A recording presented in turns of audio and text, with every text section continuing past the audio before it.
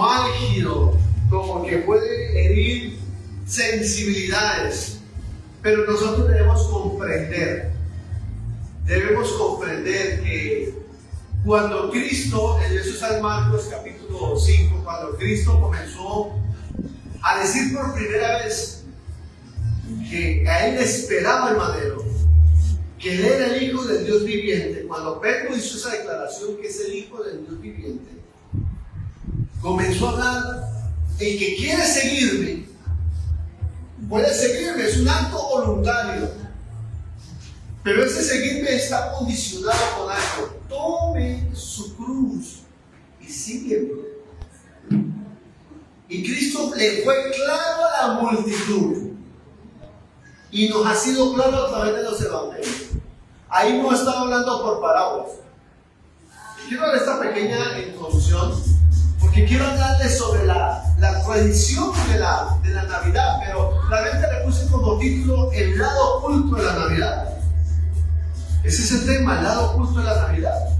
¿Y por qué inició con Marcos? Porque es que en el Evangelio de Marcos, Cristo le fue claro a la gente: usted quiere el Evangelio, usted quiere la vida eterna, listo, sígame. Pero está condicionado con tomar la cruz, con tomar el madero. Yo voy para el madero, dice Cristo. Yo voy para el madero. Cristo le fue claro, creo que me estoy haciendo entender. ¿Me están comprendiendo? Cristo fue claro con la multitud. Para seguir el Evangelio hay que tomar la cruz. Y si yo le digo: ¿quién quiere tomar la cruz? Pues creo que los aménes no van a ser de mucho. ¿Quién quiere la bendición de Dios? Se retumba todo eso. Ahora, ¿por qué estoy hablando de ese lado oculto de la Navidad? Porque nuestro deber es poder ajustar nuestras vidas a la verdad. Por eso escribí aquí: la verdad saldrá.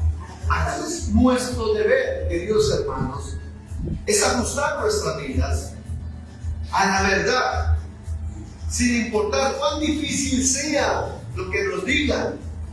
Porque hay momentos que la verdad es muy emotiva. Hay momentos en que la verdad son cosas tan bonitas. Pero hay momentos en que la verdad se puede volver un poquito traumática. Uy, yo no sabía eso, por favor, pastor, no me veas. Jeremías capítulo 7, versos 17 al 19. Dice la palabra de la siguiente manera: ¿no es lo que estos hacen en las ciudades de Judá y en las calles de Jerusalén?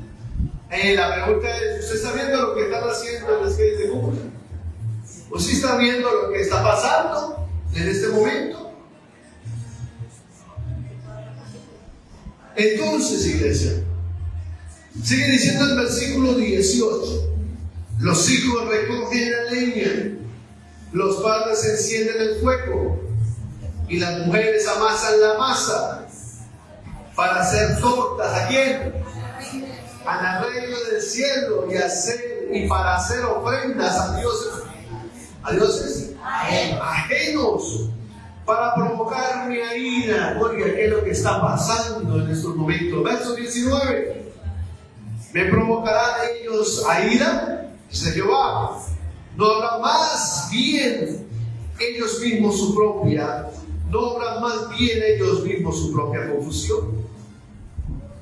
Oiga, es tremenda esa palabra. Y si usted ha salido ahorita de su casa, la cual es así, usted ve por las calles gente preparando, alistando la olla, estando allá, la leña, el indio, las hojas, los niños hacen una cosa, la otra. Es un reflejo paralelo de lo que estaba pasando en Judá y en Jerusalén. Es lo que ahorita está pasando en muchos lugares del mundo. Y fuera de eso, coloque atención, listen. Y fuera de eso, dice que están causando a ira. Están causando a ira a Dios. Porque no lo están adorando a Él. Están adorando a otros dioses ajenos. Dioses hechos de metal, de madera, de bronce. Cosas que Dios aborrece, querido hermano. Usted debe entender que nuestra fe no es meramente el creer, no es meramente tener una convicción, sino implica el conocimiento doctrinal de las Escrituras. Saber usted quién ha creído. No como entero, usted debe estudiar, usted debe analizar las Escrituras, usted debe investigar, y estamos ahorita en los tiempos tecnológicos en el cual lo que yo hablo usted lo puede validar. Pues vamos a ver, el pastor. Y fuera de eso queda grabado el culto. Usted puede llegar y repetirlo. Y usted puede decir, no, me estaban metiendo un bolo líquido. Me estaban metiendo los dedos a la boca. Y usted llega y comienza a analizar. Nuestra fe debe ser una fe activa, una fe que analice lo que los predicadores de hoy en día están hablando. Y queremos y necesitamos entender que no solamente es creer en Dios. La palabra del Señor dice que los demonios también creen y tiemblan. Pero la pregunta es, ¿le obedecen? Los demonios no obedecen, creen y saben porque su creador, ¿saben quién es su creador? Y que el creador con un chasquido, con una palabra, los desaparece. Pero aún así esa condición de ellos hace que no sean obedientes. Mi fe debe ser una fe obediente. Diga conmigo, una fe obediente. ¿Cierto? Pero los israelitas lamentablemente nos han dejado un ejemplo en la Biblia. Predicaban cómo ellos llegaban a hacer cosas que aborrecía a Dios. Y que también ahora en la actualidad, 2020, también pasamos por esas situaciones. Que repetimos lo que también el pueblo de Israel ha colocado, porque en el ser humano hay maldad. Amén. Amén. Dios mira que mi corazón sea obediente y que la obediencia esté dada en las Escrituras. Dios busca en la persona, lo resalté aquí, ciertamente el obedecer es mejor que los sacrificios. Y prestar atención a los preceptos, a los mandamientos, a los mismos de la palabra. Dios está esperando eso en el ser humano. Habló una vez y dijo Abraham Lincoln, uno de los presidentes de Estados Unidos, y en una de sus declaraciones dice: la mejor manera de destruir a tu enemigo es de hacerlo tu amigo. Tengo esta percepción. El enemigo de nuestras almas, ¿qué es lo que quiere hacer? Hay tres cosas que el enemigo de nuestras almas hace: robar, matar y destruir. ¿Pero qué quiere destruir? La verdad. Por eso en el huerto de Edén vino una serpiente, un animal astuto, engañoso, y le dice a la mujer: con que Dios dijo que no pueden comer de los frutos del huerto. Y la mujer cae redondita. No, Dios no dijo eso. Dios lo que dijo es que no podemos verlo ni tocarlo, cambiando la verdad. Porque cuando usted lee en Génesis capítulo 1, verso 26, creo, si no estoy mal, está hablando que Dios dijo: no pueden comer del fruto. Pero aquí ya la mujer cayó en el plan del engaño de la serpiente y dijo: no lo podemos tomar. Pero la serpiente astutamente: no, lo que Dios no quiere es esto, es que ustedes sean como dioses. Comenzó a robar, comenzó a matar y a destruir la verdad que Dios había plantado en el huerto de Edén a través del hombre y de la mujer. Es que el día que ustedes coman van a saber del bien y del mal. Comienza a distorsionar. Recuerden lo que le dije de Abraham Lincoln. ¿Cómo se puede destruir un enemigo?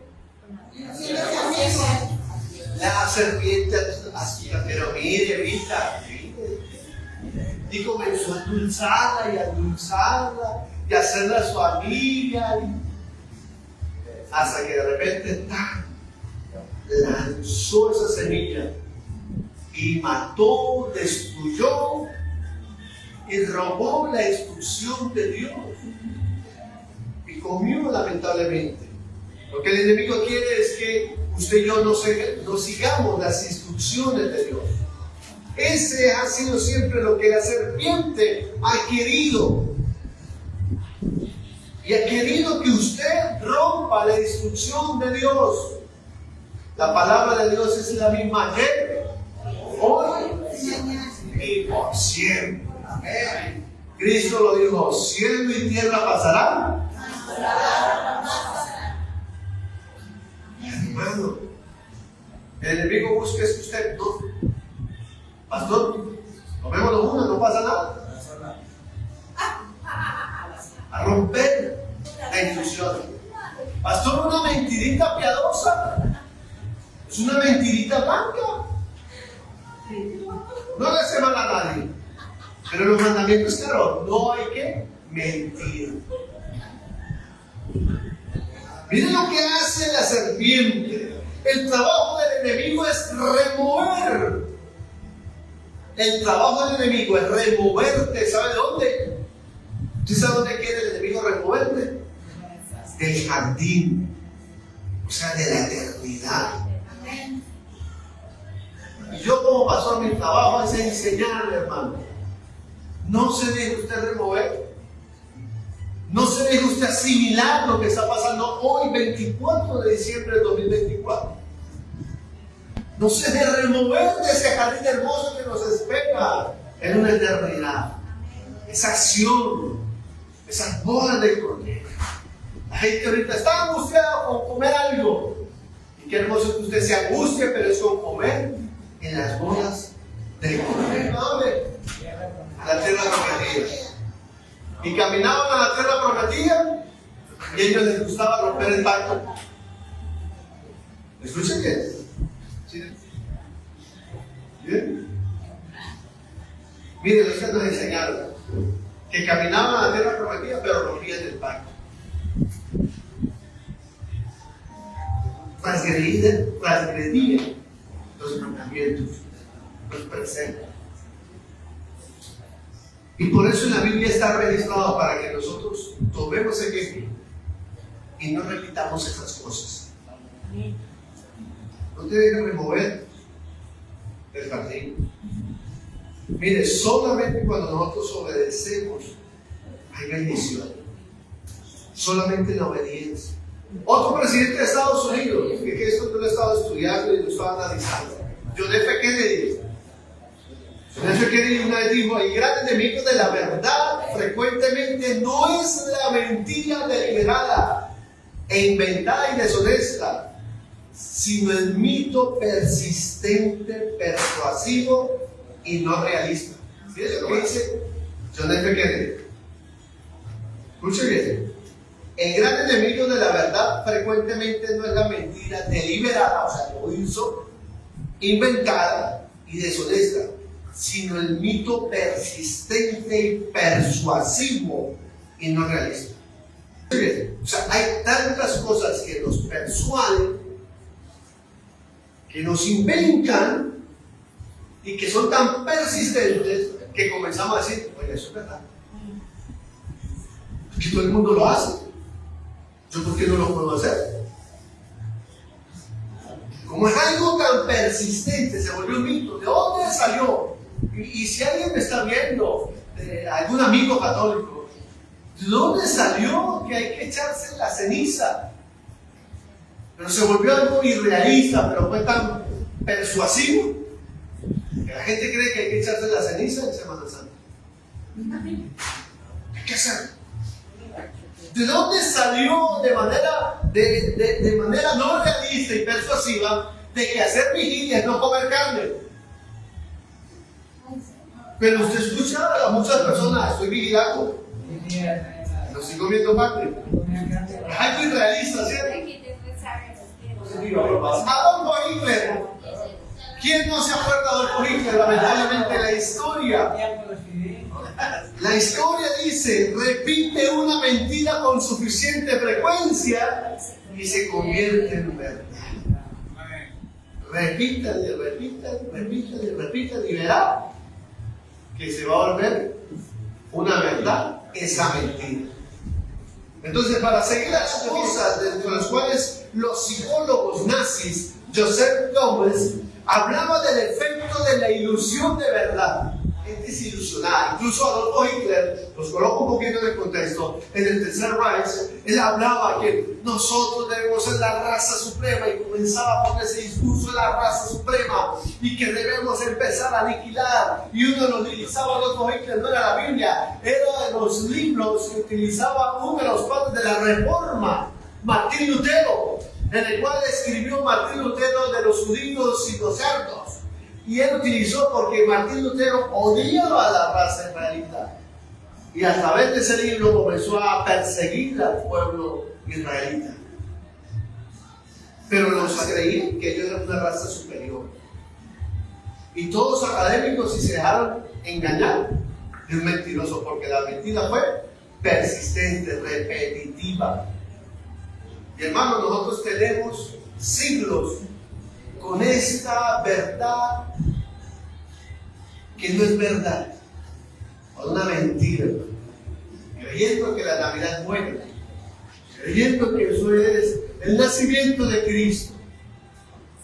Y cuán equivocado están muchas personas al decir y al afirmar que Cristo no es un 25 de diciembre, pero como ha sido tan repetitivo, pues uno dice, pues que si todo el mundo lo dice, eso debe ser verdad. Hacia las 12 de la noche. ¿Y cosa, no? La Virgen María le dio a dar la luz a las 12 en puntico de la noche. Debe ser que la estrella de David la alumbró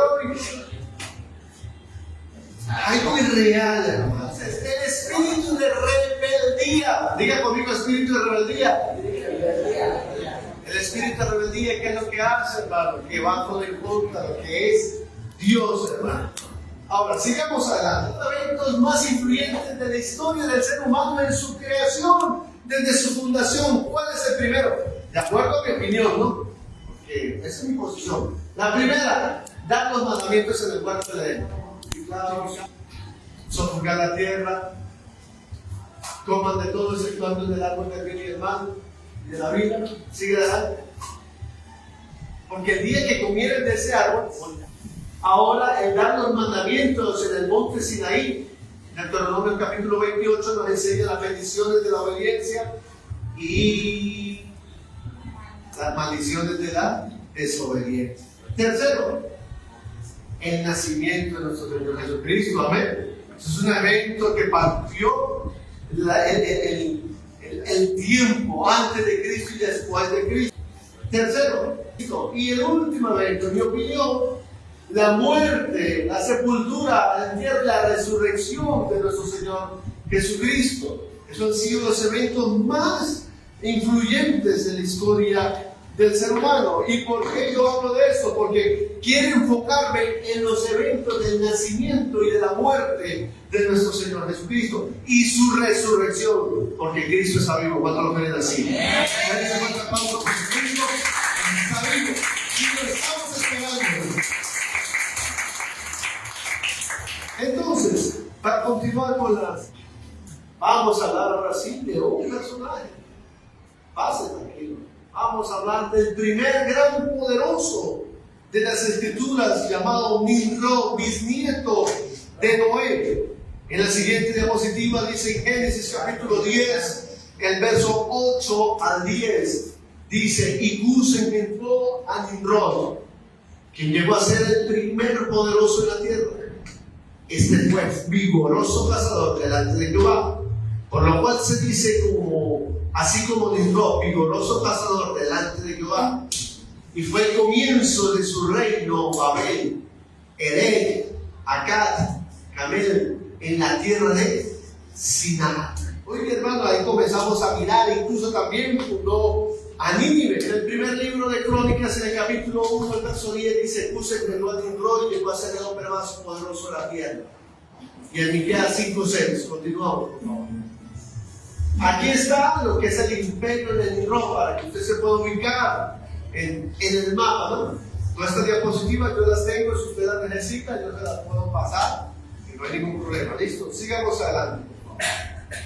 Ahora sí vamos a empezar a hablar de lo que este hombre temible como Nimrod, en la cual habla las Escrituras que era un hombre fuerte, poderoso, cazador, era una persona que empezó a a ser un dictador, o para que colocar los términos actuales, un hombre que dominó lo que se conocía en ese momento, en la parte de Mesopotamia, ahorita lo vimos en el mapa.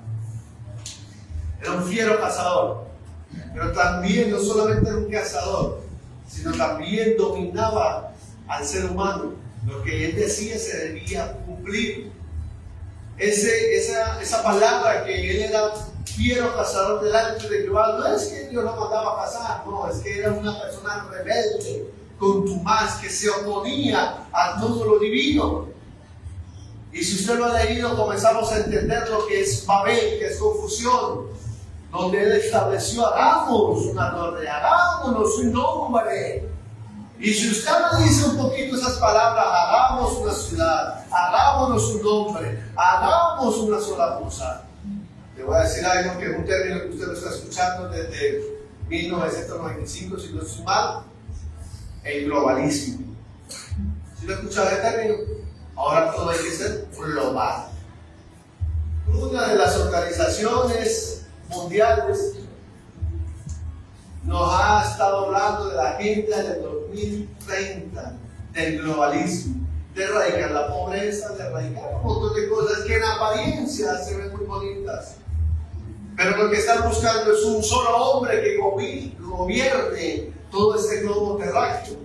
Y con las criptomonedas, y con las computadoras cuánticas, y con el QFS, y con tantos avances, hermano, con lo que, aunque lo vemos en película, con Rápido y Furioso, con el ojo de Dios, todos nos tienen escaneados, tenemos ya una identidad digital, y ahora más de uno se está poniendo el ojo para que lo escaneen. Entonces, hermano, el globalismo, y en ese entonces, Nimrod era un hombre así, de esas características. Ahora, Nimrod tuvo una alianza, se casó con una mujer que se llama Semiramis. ¿Puede pasar, por favor? Semiramis. Ahora yo quiero que usted, por favor, coloque muy bien atención, porque son muchos puntos en una misma historia, en un mismo mito y leyenda de los asirios, de los babilónicos, pero que usted debe entender lo que se habla. Cuando Nimrod se casó con Semiramis, y ellos comenzaron a establecerse que eran dioses, y Semiramis comenzó a establecerse como la reina del cielo. Escuchen bien, le estoy hablando de una historia de hace más de 4.000, 5.000 años atrás, donde algo irreal se ha vuelto una verdad. Por eso hice las citaciones de Abraham Lincoln, de John F. Kennedy e incluso de Adolfo Hitler, porque nos han dado tantas cosas irreales, pero las tomamos como una verdad. Y Nimrod, como era un hombre fiero, el cazador, lamentablemente dentro de las cosas con sus enemigos, cuenta una de tantas de las leyendas que habla, que murió, y que él al morir dice que se volvió el dios Sol, y subió al cielo y se volvió lo que conocemos como Baal, como Ra. Y entonces Semiramis no había parido de él, no había tenido ni un hijo. Entonces ella dice, la reina del cielo dice: oiga, yo fui engendrada virginalmente por mi esposo Nimrod, el dios Sol, y quedé embarazada por los rayos del sol. En la tumba de Nimrod, mágicamente, sin explicaciones, comenzó a nacer un árbol. Y la reina del cielo comenzó a pedir que había que llevarle dones, que había que llevarle ofrendas debajo de ese árbol. Semiramis comenzó a establecer un culto porque ella es la reina del cielo y su primer esposo es el dios Baal, el dios Sol. Y como era el dios Sol, entonces quedó preñada virginalmente. Ya ustedes ya se imaginan por dónde va la cosa. Ahora, Semiramis, ligeramente embarazada, dio a luz un niño llamado Tamuz. ¿Y qué cosas de la vida que vino a nacer en el solsticio de invierno? Y el solsticio de invierno normalmente está en el 25 de diciembre actualmente. En tiempos, recuerden que nosotros nos han cambiado el calendario. Está el calendario bíblico, pero lo cambiaron con el calendario juliano y el calendario gregoriano. El cambio de esas fechas, anteriormente el solsticio era para el 23 de diciembre, pero ahorita en estas fechas es el 25 de diciembre. Y nació Tamuz, la reencarnación del dios Sol. A esas semidades ella comenzó a exhibir adoración a su esposo muerto, pero resucitado, a Baal. Y Baal en ese entonces se conocía como el dios Sol o el dios de las tormentas. Y a Semiramis se conocía como la diosa del sexo, la diosa de la fertilidad, la diosa de la guerra y de la caza. Pero como la historia no queda ahí, cuando nace Tamuz, el pequeño bebé, con una herencia, también se volvió un cazador fiero, porque era la reencarnación de quién? De Nimrod. Correcto esta atención, por favor, de Nimrod. Y Tamuz era un fiero cazador. Él le encantaba cazar, pero a sus 40 años cuenta la leyenda que un jabalí lo mató. Siendo fiero cazador, un jabalí lo mató. Entonces la reina del cielo, como mataron a la reencarnación de Baal, a Nimrod, que ahora es Tamuz, ella comenzó a exigir que en los solsticios del nacimiento de su hijo, los 25, había que hacer una gran cena, un gran banquete. Y como ¿quién fue quien lo mató a Tamuz? Un cerdo. Entonces, ¿qué pidieron para la comida? La lechona con citro. ¿Sí está viendo lo que pasa actualmente? Que actualmente en la cena, el pedacito de lechona, el pedacito de jamón. Y no solamente la reina del cielo se quedó con eso, sino que también exigió adoración a su hijo Tamuz. Y como era la diosa de la fertilidad, ella agarraba a los niños recién nacidos y los sacrificaba. Y agarraban la sangre de los bebés recién nacidos. Y dentro de la historia nos encuentra, dentro de estas prácticas, nos enseña de que Semiramis agarraba unos huevos y había que pintarlos de color rojo. Ella pedía que para recordar la muerte de su hijo Tamuz había que pintar los huevos de color rojo. Bueno, usted me dice, pastor, ¿por qué los huevos? ¿Y de dónde salen los huevos ahora? Porque es que me toca que tocar varios puntos y luego unirlos. Cuando Semiramis muere, cuenta la leyenda que ella subió al cielo y su esposo Nimrod no la recibió porque era demasiado temprano para que llegara al cielo. Y la mandó a la tierra nuevamente, pero la mandó en forma de huevo. Los famosos huevos de Pascua. En Colombia no celebramos esto, pero en Estados Unidos sí se celebran los huevos de Pascua y los pintan de color rojo, y la gente sin saber y sin conocer el trasfondo pagano están recordando la muerte de Tamuz y comen para el 25 de diciembre el cerdo. Una de las cosas que Dios aborrece. Le estoy tocando hasta este punto para que comience usted a comprender la historia.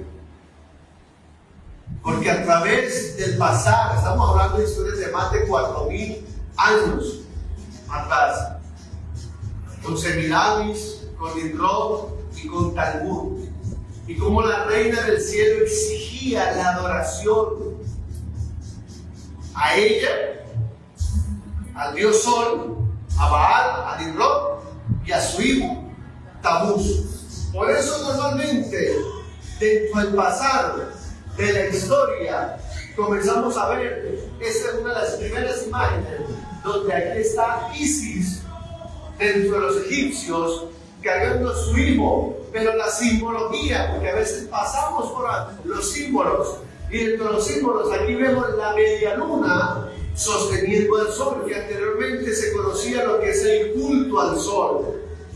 Y por eso es que se exigía la adoración al sol en sacrificios, en la colocada de los árboles, en los huevos de Pascua, en los huevos de color rojo y en comer jamón. Y ahora a través de nuestro arte ya comenzamos a mirar, pero aquí no hay nada de adoración al sol. Lo que pasa es que usted y yo debemos ser detallistas. Todas las figuras de imágenes de santos siempre tienen una aurora, tipificando a Artemisa y a Tamuz, al sol, a Artemisa y a Tamuz, hermano. Jeremías, capítulo 7, verso 18-19. Los hijos recogen la leña, lo leímos al principio. Los padres encienden el fuego y las mujeres amasan la masa para hacer tortas a la reina del cielo y para hacer ofrendas a dioses ajenos, para provocarle aire. Continúe, por favor. Jeremías capítulo 44, verso 15-19. Entonces todos los que sabían que sus mujeres habían ofrecido incienso a quienes, a dioses ajenos, y todas las mujeres que estaban presentes en gran concurrencia, y todo el pueblo que habitaba en tierra de Egipto, en Patros, respondieron a Jeremías diciendo: la palabra que nos ha dado él, sigamos, la palabra que nos ha hablado en el nombre de Jehová. ¿Qué hizo el pueblo? ¿Qué hizo? ¿Qué hicieron? Hermano, yo predico eso y más de una persona cierra sus oídos a eso. Hasta pronto hasta me lo colocan en comentarios. Me van a decir el pastor cringe. Verso 17. Sino que ciertamente pondremos por obra toda palabra que ha salido de nuestra boca para ofrecer incienso a quién. ¿Y quién es la reina del cielo? Artemisa, Semiramis, derramándole libaciones, y como hemos hecho nosotros, y nuestros padres, nuestros reyes, y nuestros príncipes en la ciudad de Judá y las plazas de Jerusalén, y tuvimos abundancia de pan, y estuvimos alegres, y no vimos mal alguno. Y la gente dice: pero pastor, yo hago eso y a mí me va bien de los negocios. Sí, por favor. Sí, ok, Ezequiel 8, del verso 14 al 15. Y me llevó dentro de la puerta de la casa de Jehová, que está al norte, y aquí mujeres que estaban allí sentadas. ¿Qué estaban haciendo? No, ¿qué estaban haciendo? ¿Qué gente echando? Estaban llorando a Tamuz. A Tamuz, el hijo de quién? De Semiramis, de Astarot. Yo ahorita le voy a seguir hablando. Luego me dijo: ¿no ves, hijo de hombre? Vuélvete aún y verás abominaciones mayores que esta. Siga, por favor. Siga. Los nombres de Semiramis: Tiamar, Istar. Usted los puede leer, a no mencionarlos, pero usted los puede mirar. Afrodita, ¿sí la ha escuchado usted?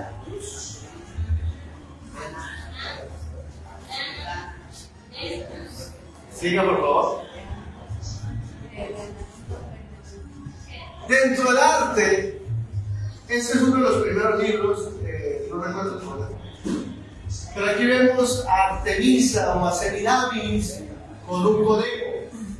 Aquí vemos a Semiramis bajando del cielo con ángeles y con un conejo. Porque es que la historia dice que cuando Semiramis cayó en el río Éufrates, a la orilla del río Éufrates, viendo un huevo, dice que iba pasando un ave Y ella convirtió esa ave en un conejo. Pero se habla del conejo de Pascua. Siga, por favor. Ahora quiero que usted por favor me comprenda, porque hay términos que también usted debe saber los tiempos. Diga conmigo tiempos. Diga conmigo moedim. Moedim. Es una palabra hebrea. Moedim. Son tiempos. Cuando hablamos de tiempos, es que es un equinoccio y que es un solsticio. Cuando estamos hablando del solsticio, solamente viene una sola vez al año, entre el 20 y el 23 de diciembre. Pero como nosotros nos han cambiado los tiempos, ahorita es el 25, 24, 25 de diciembre. ¿Qué es a nivel científico, qué es un solsticio invierno?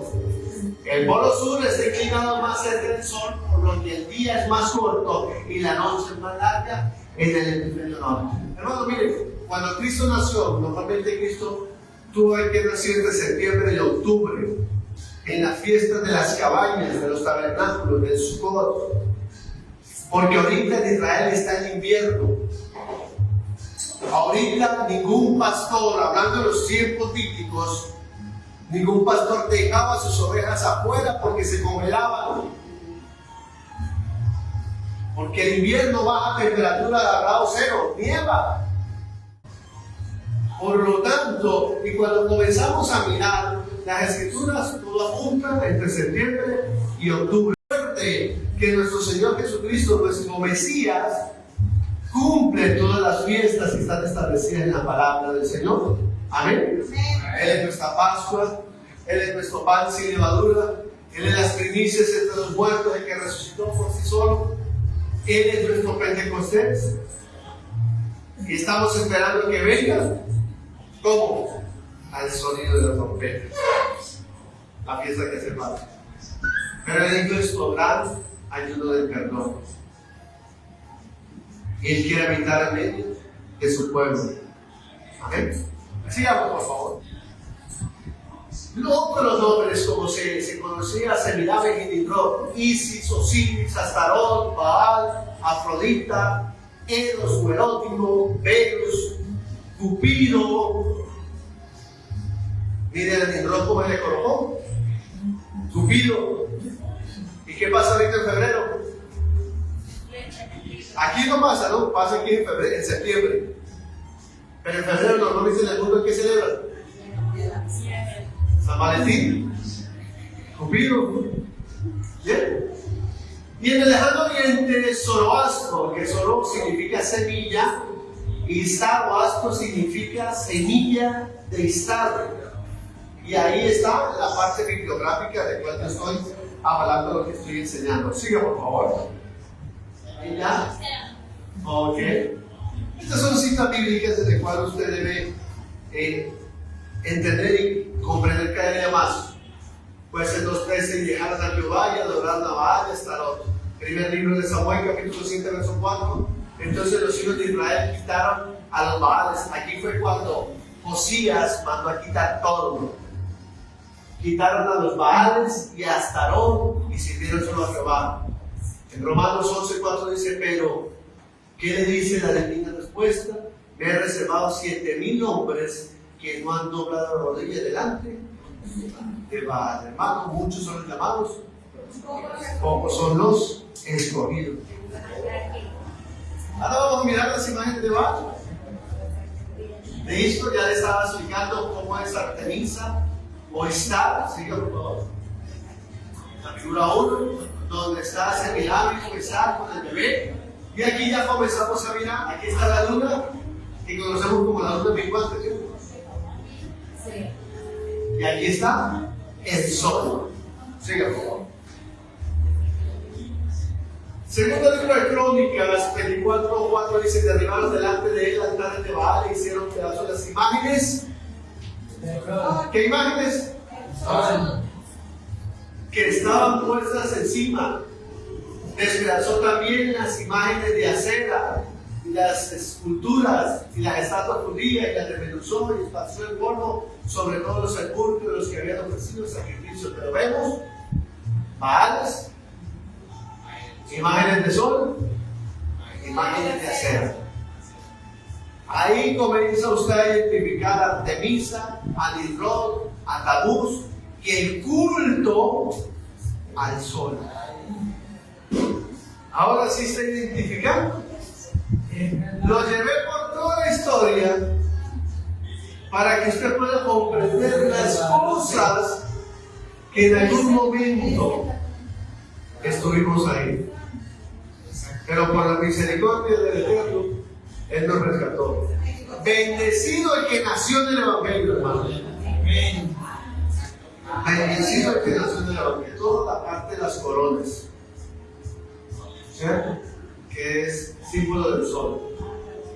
Comenzamos con la copa y cuando usted mire las imágenes de la hostia, se lo dejo para que lo investigue, para que lo valide lo que yo le voy a decir.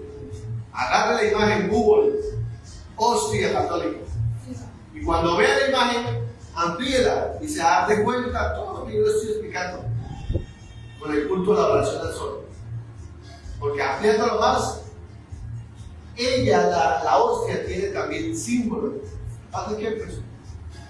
Les tendría más de sigamos con el culto al dios sol babilónico. Sigue por favor. Ok. Ezequiel capítulo 8, verso 16, y me llevó al atrio de dentro de la casa, y aquí junto a la entrada del templo de Jehová, entre la entrada y el altar, como 25 varones, sus espadas vueltas al templo de Jehová, y sus rostros hacia el oriente. ¿Y qué estaban haciendo estos hombres? ¿Y en dónde lo estaban haciendo? No, ¿en dónde? No, ¿en dónde? ¿En dónde?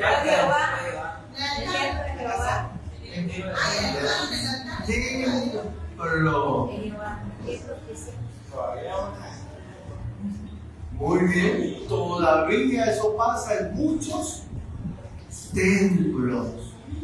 ¿Y esos templos a quién están adorando? Congregaciones, es la palabra. Dios le ordenó a Josías, segundo libro de Crónicas, ya lo leímos ahorita, que destruyeran todas las esculturas, todas las imágenes, todo lo que había ahí, que lo rompiera, las imágenes del sol, que representara las imágenes del sol, de Acera, los de Baal, todo. Sigamos. Ahora, ¿Dios qué me manda? Dígale, hermano, Dios te manda a salir de ahí. Dígale, ¿a salir de dónde? De la matriz. Usted puede tomarse la pastillita azul. Apocalipsis 18:4. ¿Qué dice? Y oí otra voz del cielo que decía: salid de ella, pueblo mío, para que no seáis partícipes de sus pecados ni recibáis parte de sus plagas, porque sus pecados han llegado hasta el cielo y Dios se ha acordado de sus maldades. Hermano, si usted ve algo raro, ¿qué debe hacer? Salir de ese lugar. Salga de cualquier lugar que no esté predicando un evangelio de santidad, un evangelio que le enseñe a obedecer, a que dé testimonio. Si a usted no le están enseñando eso, lo están apañando, está mal. Debe salir de ahí, hermanos. Por su propio bien. ¿Usted quiere estar en el cuerpo eterno? ¿Usted quiere estar en la boda de Cordero? Amén. Dios nos está mandando que hay que salir de ahí. Siga, por favor. Oye, usted debe entender que ni Cristo ni los apóstoles mandaron que había que hacerle culto al Dios Sol.